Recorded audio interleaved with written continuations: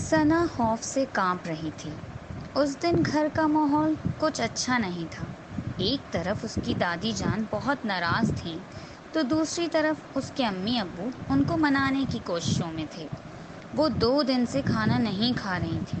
ثنا سوچ رہی تھی کہ وہ تو ایک دن بھی بھوک برداشت نہیں کر سکتی۔ اب دادی مر جائیں گی کیا؟ بلال نے معصومیت سے پوچھا۔ نہیں، میری استانی نے بتایا تھا کہ انسانی جسم 1 ہفتہ یا شاید 1 ماہ تک بھوک برداشت کر سکتا ہے، آپ ہی نے بتایا۔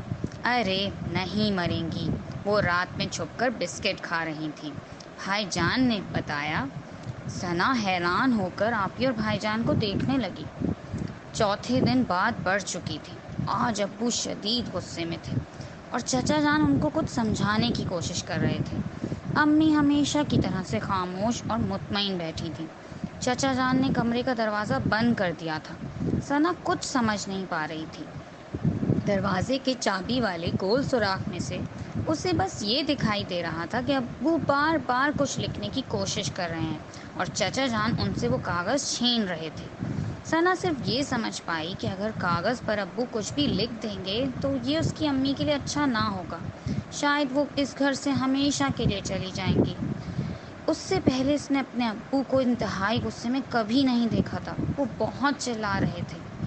سب دادی جان کا قصور ہے، آپ ہی بولی۔ ہاں، دادی جان معاف کر دیتی تو بات ختم ہو جاتی، بھائی جان بولے۔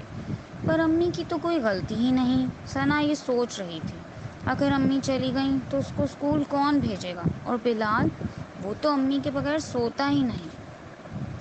کچھ دنوں میں سب کچھ ٹھیک ٹھاک ہو گیا۔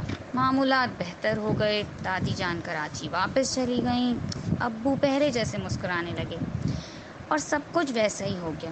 لیکن ثنا کے دماغ میں لاشعور میں یہ بات بیٹھ چکی تھی کہ بڑوں کی ناراضگی سے اس کی امی ہمیشہ کے لیے اس سے دور جا سکتی ہیں۔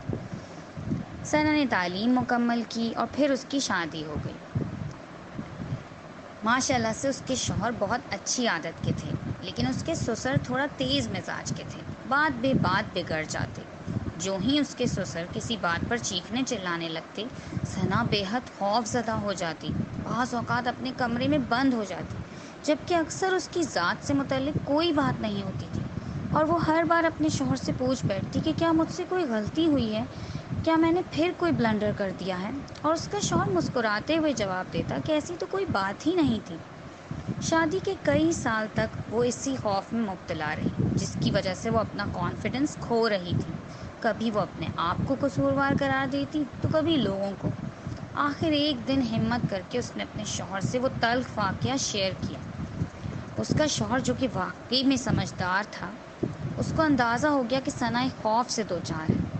اس نے حال ہی میں ایک نئی EFT تھیراپی کے بارے میں سن رکھا تھا۔ اس نے ایک اچھی سے تھیراپسٹ کو بک کیا اور ثنا سے کہا کہ وہ اس کا سیشن ضرور اٹینڈ کرے۔ ثنا کچھ دیر تو ہچکچا رہی تھی کیونکہ اس نے اس تھیراپی کے بارے میں کچھ نہیں سن رکھا تھا، لیکن بہرحال تھیراپی کروانے کے بعد وہ آہستہ آہستہ بہتر ہو گئی۔ ثنا خدا نخواستہ ذہنی مریض نہیں تھی، صرف ایک خوف سے دوچار تھی۔ زندگی میں اچھے اور برے واقعات ضرور ہوتے ہیں، اور بعض اوقات کوئی تلخ یاد انسان پر گہرا اثر چھوڑ دیتی ہے۔ ثنا کے ساتھ بھی یہی معاملہ تھا، لیکن EFT تھیراپی کروانے کے بعد ثنا بہتر طریقے سے فیصلے کر سکتی ہے اور اپنی زندگی بہت اچھے طریقے سے گزار رہی ہے۔